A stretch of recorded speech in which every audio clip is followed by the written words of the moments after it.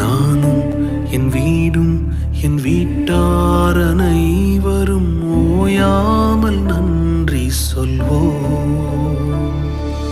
நானும் என் வீடும் என் வீட்டார் அனைவரும் ஓயாமல் நன்றி சொல்வோம். ஒரு கரு போல காத்தீரே நன்றி, என்னை சிதையாமல் சுமந்தீரே நன்றி. ஒரு கரு போல காத்தீரே நன்றி, என்னை சிதையாமல் சுமந்தீரே நன்றி. எபினேசரே எபினேசரே, இந்நாள் வரை சுமந்த